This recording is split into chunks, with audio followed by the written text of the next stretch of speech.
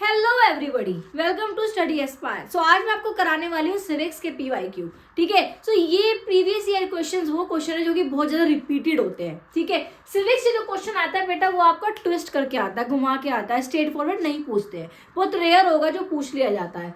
तो question number first is describe horizontal and vertical power sharing in modern democracy. Modern democracy में आप दोनों में डिस्क्राइब करो हॉरिजॉन्टल पावर क्या है और वर्टिकल पावर क्या है। Differentiate between horizontal and vertical divisions of power. ठीक है, डिफरेंशिएट करो हॉरिजॉन्टल और वर्टिकल पावर शेयरिंग में। बेटा ये क्वेश्चन आया 2011 में। ठीक है, next question is what is horizontal distribution of power. Horizontal distribution of power होती क्या है और मेंशन एनी टू एडवांटेजेस, और उसके दो एडवांटेजेस लिखो। ये 2016-17 और 2012 में आया है। Question: Why is horizontal distribution of power often referred to as a system of check and balance? ये जो horizontal distribution of power है इसको check and balance क्यों कहा जाता है, एक्सप्लेन करो। 2012 में आया है। ठीक है, सो आप देख रहे हो कि क्वेश्चन किस तरह से ट्विस्ट करके आता है। ठीक है, अब आपको मैं आंसर बताती हूँ इसके। ठीक है, तो उस आंसर को आप क्वेश्चन के अकॉर्डिंग चेंज करके लिख सकते हो। तो बेटा आप इस क्वेश्चंस के अब इस तरह से आप आंसर लिखोगे। मैं आपको डिफरेंशिएट बता रही हूँ, इसमें आपका सब आ जाएगा। ठीक है, so horizontal power sharing and vertical power sharing. First point is it is also known as system of check and balance. ठीक है, क्वेश्चन पूछ रहा था ना कि चेक एंड बैलेंस क्यों कर डेमोक्रेसी में, क्योंकि बेटा इसलिए एक ऐसा सिस्टम है डेमोक्रेसी में जहां पर क्या नाम है, पावर्स है ना डिस्ट्रीब्यूटेड है। ठीक है, तो अगर कोई दूसरा बंदा काम नहीं करेगा तो वो उसको बोल सकता है कि काम नहीं कर रहे हो तुम, क्योंकि डिस्ट्रीब्यूशन ऑफ पावर है, क्योंकि 3 ऑर्गन्स में पावर डिस्ट्रीब्यूटेड है। ठीक है, लेजिस्लेशन, एग्जीक्यूटिव, जुडिशरी। अगर कोई भी वर्क प्रॉपर्ली नहीं करता तो दूसरा बंदा बोल सकता है। तो चेक और बैलेंस का सिस्टम होता है डेमोक्रेसी में। All the democracies in the world have this system. World की जितनी भी डेमोक्रेसीज हैं, ठीक है, उन सब में ये सिस्टम होता है। ठीक है, इन एवरी वन। ठीक है, horizontal power sharing power is divided among 3 organs of democracy, legislative, executive and judiciary.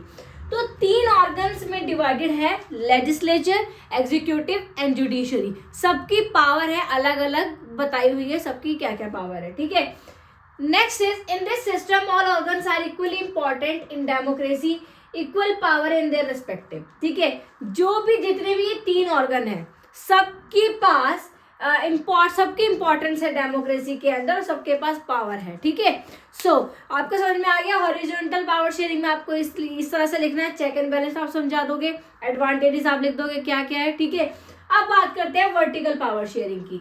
इसको क्या कहा जाता है बेटा, इसको कहा जाता है फेडरल सिस्टम। ठीक है, क्या कहा जाता है, फेडरल सिस्टम। वो सिस्टम फेडरल सिस्टम क्यों कहा जाता है कि ये ऐसा सिस्टम है जो कि कॉन्स्टिट्यूशन में भी ये चीज स्पेसिफाइड की गई है कि यूनियन और स्टेट गवर्नमेंट को स्पेसिफाइड किया गया कॉन्स्टिट्यूशन में। ठीक है, सो डेमोक्रेसीज कैन और can not have federal structure. ठीक है, डेमोक्रेसीज इसके अंदर ये हो भी सकता है और नहीं भी हो सकता। India has but Sri Lanka doesn't. आपने श्रीलंका का एग्जाम्पल पढ़ा था ना, वहां नहीं था, वहां रूलर था। ठीक है, वही इसका राज चलता था, सिन्हाला को ही वो अप्रिशिएट करते थे, लेकिन वहां पे नहीं है डेमोक्रेसीज, इंडिया में है। ठीक है, in vertical division of power, power is divided among different level of the organ. Vertical division of power में डिवाइडेड है लेवल ऑफ गवर्नमेंट। ठीक है, in this system central government always have slightly more power than the provincial government. Provincial government means state government. ठीक है, तो यहाँ पे आती है बेटा सेंट्रल गवर्नमेंट, जिसको हम बोलते हैं यूनियन। सो बेसिकली यहाँ पे आता है हमारा सेंट्रल और स्टेट में, 2 में डिस्ट्रीब्यूट होती है पावर। सेंट्रल के पास हमेशा पावर ज्यादा रहती है। ठीक है, चाहे थोड़ी ज्यादा हो बट हमेशा रहती है। तो ये क्या हुआ बेटा, एग्जाम्पल इसे लेते यूएसए, इंडिया एंड फ्रांस। और अगर हॉरिजॉन्टल की बात करें, जैसे कि मैंने आपको बताया कि जितनी भी कोई सी भी डेमोक्रेसी उठा लो, सब में ये सिस्टम होता है। ठीक है, समझ में आ गया आपको। देखो हॉरिजॉन्टल में क्या बोलते हैं, चेक एंड बैलेंस। वर्टिकल में क्या बोलते हैं बेटा, फेडरल सिस्टम। इसके अंदर सब सिस्टम जितना भी वर्ल्ड में डेमोक्रेसी सब में फॉलो होता है। ये हो भी सकता है नहीं भी, क्योंकि एग्जांपल दिया है इंडिया और श्रीलंका का। इंडिया में होती है लेकिन श्रीलंका में डेमोक्रेसी नहीं है। सो इसमें क्या हुआ, 3 ऑर्गन है, लेजिस्लेटिव, एग्जीक्यूटिव एंड जुडिशरी। इसमें आएगा बेटा यूनियन और प्रोविंशियल। यूनियन में आगे बेटा हमारा सेंट्रल गवर्नमेंट, प्रोविंशियल में हमारा आगे स्टेट गवर्नमेंट। और ये पावर जो है इंपॉर्टेंट है बहुत ज्यादा, तीनों की अलग अलग इंपॉर्टेंस है और पावर भी तीनों के पास इक्वली है, ठीक है। और इसके अंदर क्या हुआ बेटा, सेंट्रल गवर्नमेंट में पावर ज्यादा मिल जाती है, ठीक है, as compare to state government, क्योंकि जो सेंट्रल गवर्नमेंट है वो ओवरऑल रिस्पॉन्सिबिलिटी लेता है, बट जो स्टेट गवर्नमेंट है वो अपने जो आसपास के इश्यूज होते हैं, ठीक है, अपने स्टेट के इश्यूज देखता है, ठीक है। तो आपको समझ में आ गया, डिफरेंस है, डिफरेंस लिख देना, अलग अलग पूछा था अलग अलग लिख देना, ठीक है। Our next question is give reasons why power sharing is desirable. अब ये बताओ, रीजंस दो कि पावर शेयरिंग डिजायरेबल क्यों है। 2015 और 2012 में पूछा गया है। फिर अब मतलब बेसिकली पावर शेयरिंग पे आप क्वेश्चन देखना, ये जितने भी 4-5 क्वेश्चन है किस तरह से ट्विस्ट करके पूछे गए हैं। Why power sharing is necessary in democracy? Explain. Power sharing democracy में जरूरी क्यों है? Why is it necessary? Explain. 2011 में पूछा गया है। Write one prudential and one moral reason for power sharing. अब देखो पूछ लिया गया है कि कोई भी एक प्रूडेंशियल रीजन दो और एक मोरल रीजन दो, पावर शेयरिंग क्यों जरूरी है, ठीक है। प्रूडेंशियल का मतलब होता है बेटा कि आप लॉजिकली मीन्स अगर आप जो भी पास्ट में हुआ है उसके आधारित, ठीक है, तुम एक रीजन दो, ठीक है। और मॉरल रीजन आपको बताइए क्या होता है। Why is power sharing desirable, वही क्वेश्चन की पावर शेयरिंग डिजायरेबल क्यों है। Explain moral reason in this regard, ठीक है, मतलब मोरल रीजन को आपको थोड़ा सा ब्रीफ एक्सप्लेन करना है। 2012 में पूछा गया है। Why power sharing desirable, explain giving any 3 prudential, ठीक है, प्रूडेंशियल रीजंस बताओ और पावर शेयरिंग डिजायरेबल क्यों है ये बताओ। 2012 में पूछा गया है, ठीक है। सो बेटा सिविक्स का क्वेश्चन जो आता है ट्विस्टेड आता है, स्ट्रेट फॉरवर्ड नहीं आता है, बहुत रेयर होगा जो आ जाएगा। सो अब मैं आपको इसके आंसर्स बताती हूँ। सो बेटा कोई भी क्वेश्चन आ जाए, क्वेश्चन आप एक बार समझ लेना, आंसर आपको यही लिखना है, ठीक है। So power sharing is important in democracy for the main reason. So basically मैं आपको बताने वाली हूँ 2 रीजन के साथ। फर्स्ट इज प्रूडेंशियल रीजन जिसको कहा जाता है practical reason. Second is moral reason जिसको कहा जाता है एथिकल रीजन। किसी भी तरह से क्वेश्चन आ सकता है कि आप प्रैक्टिकल रीजन समझाओ, प्रूडेंशियल रीजन समझाओ, मोरल रीजन समझाओ या फिर एथिकल रीजन समझाओ। सो पहले हम बात करते हैं prudential reason, that is also called practical reason. It helps prevent conflict between social group which can lead to violence and political problem. Basically prudential reason, practical reason वो reason होते हैं जो कि पास्ट में हो चुका है, उसके बेस पे आप हमें आंसर बताओ, ठीक है, जो ऑलरेडी हो चुका है एक्सपीरियंस से बताओ, ठीक है। सो क्या हुआ था बेटा, अगर आप पावर शेयरिंग, ठीक है, अगर आप पावर शेयर करोगे तो वो हेल्प क्या करेगा, वो कॉन्फ्लिक्ट, लोगों में लड़ाई झगड़ों को बचाएगा, ठीक है। अगर पावर शेयरिंग नहीं होगी तो वायलेंस होगा, लड़ाई झगड़े होंगे, ठीक है, भेदभाव नहीं होगा। अगर पावर शेयरिंग होगी ना भेदभाव होगा, डिस्क्रिमिनेशन भी नहीं होगा, कास्ट के बेस पे इक्वालिटी होगी, ठीक है। पावर शेयर करने से कॉन्फ्लिक्ट भी पैदा नहीं होगा, वायलेंस से दूर रहेंगे लोग और पॉलिटिकल प्रॉब्लम्स भी नहीं होंगी, ठीक है। It ensure the government stage stable. Yes, जब देखो गवर्नमेंट कौन बनाता है पावर शेयरिंग में, डेमोक्रेसी में जो सिटीजन होते हैं वो सेलेक्ट करते हैं अपना रिप्रेजेंटेटिव लीडर कौन बनेगा। सो बेटे उसके कारण क्या होगा कि गवर्नमेंट हमारी स्टेबल रहेगी, ठीक है। So forcing the majorities will on others might work temporarily but in the long run it can be harm the country's unity. देखो पावर शेयरिंग की वजह से जो मेजॉरिटी पीपल हैं वो अपनी मनमानी नहीं चला पाएंगे, क्योंकि बेटा जो पहले मोनार्की और डिक्टेटरशिप में होता था ये होता था कि मेजॉरिटी पीपल डिसीजन लेते थे, वो ही होता था, ठीक है। तो और बाकी लोग उसमें पिसते थे, ठीक है, जो माइनॉरिटीज होते थे। सो इस बेसिकली अगर पावर शेयरिंग होगा तो बेटा जो मेजॉरिटी पीपल हैं वो अपनी मनमानी नहीं चलाएंगे। Everyone is equal in power sharing, ठीक है, सबके पास राइट टू वोट है, सबके पास अधिकार है, they have right to vote, okay. तो पावर शेयरिंग में ये सारे एडवांटेजेस आते हैं। क्वेश्चन एडवांटेजेस से आया तो आप वो भी लिखोगे, ठीक है, समझ में आ गया आपको।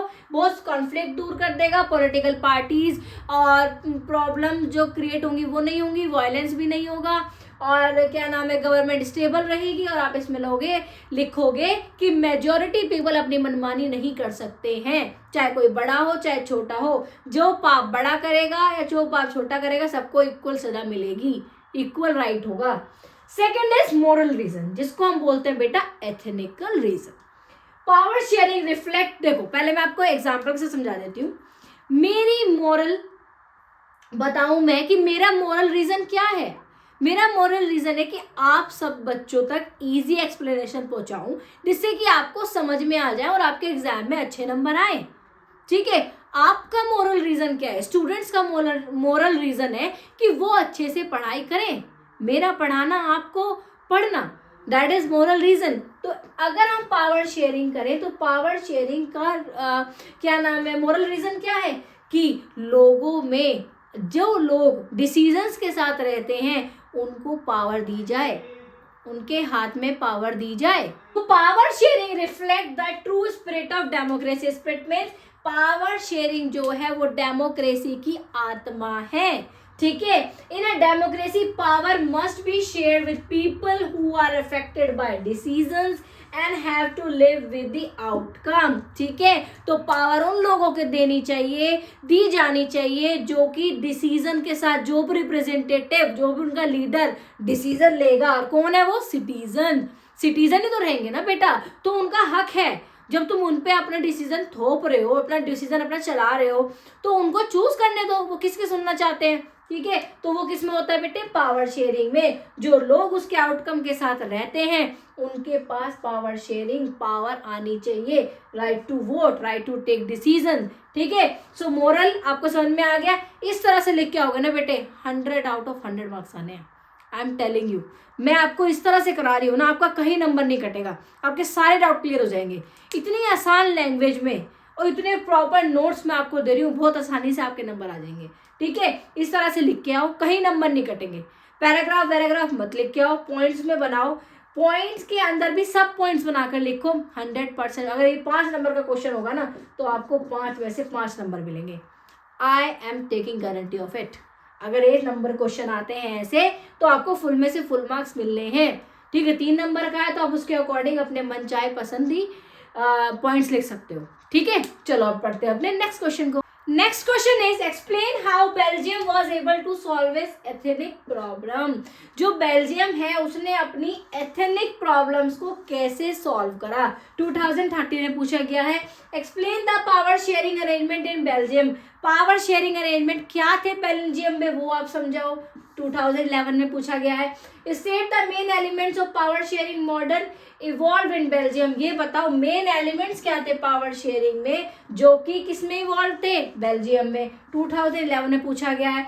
Right any 3 elements of the Belgium model power sharing.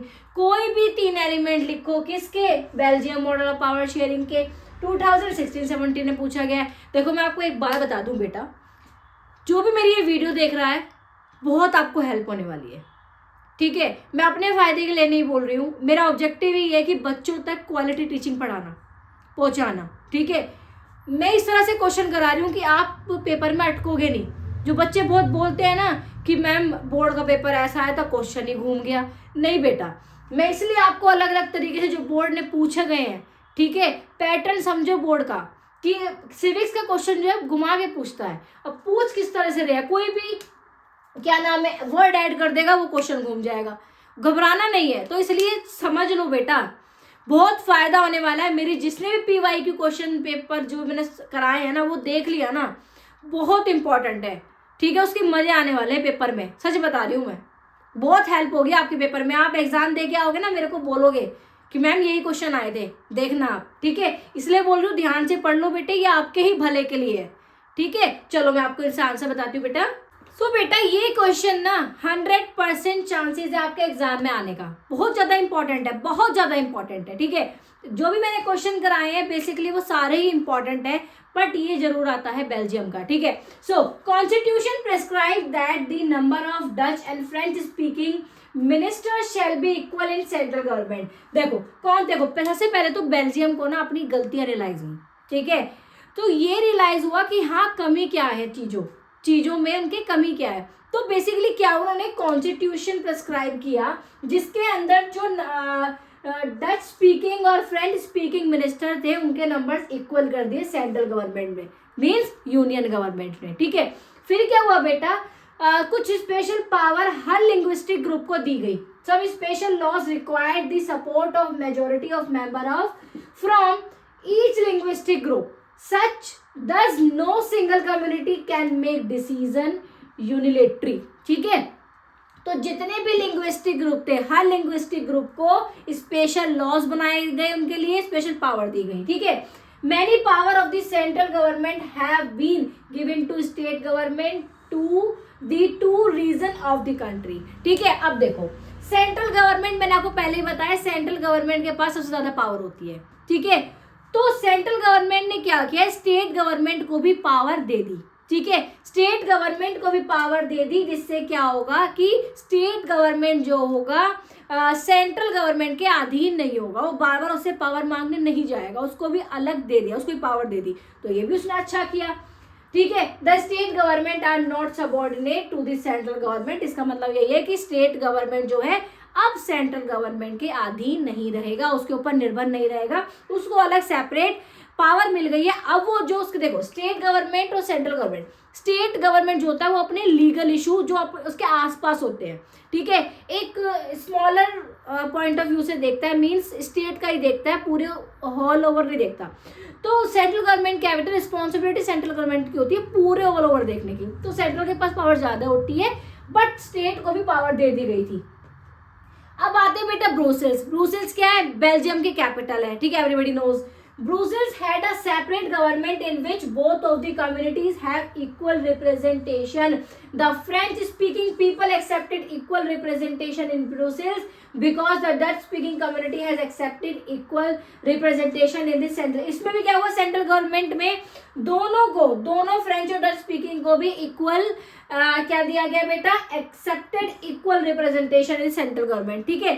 फिर क्या हुआ बेटा, इसके अलावा अब हमने क्या पढ़ लिया बेटा, एक तो सेंट्रल गवर्नमेंट थी, उसके बाद थी हमारी स्टेट गवर्नमेंट, तीसरी और बनी थी, that is there is third king of government called the community government. कौन सी बेटा, कम्युनिटी, तो ये जरूर लिखना है आपको। Apart from the central and the state government there is a third king of government called the community government. अब ये कम्युनिटी गवर्नमेंट कौन थी, फिर लास्ट में क्या हुआ बेटा, the community government is elected by people belonging to one language community. अब देखो ये बेसिकली क्या हुआ कि सब लैंग्वेजेस बोलने वाले जो लोग थे उनके अलग अलग सेपरेट कम्युनिटी बन गई, मींस जो डच स्पीकिंग थे वो अलग उनकी कम्युनिटी है, फ्रेंच की अलग और जर्मन स्पीकिंग की अलग थी, ठीक है। तो अब इनको इलेक्ट कौन करता था, जो जिस लैंग्वेज को बोलता है वो उसी लैंग्वेज के ग्रुप में जाता है, उसी लैंग्वेज के ग्रुप के पीपल को इलेक्ट करता है, रिप्रेजेंट करता है, लीडर बनाता है, ठीक है। तो बेसिकली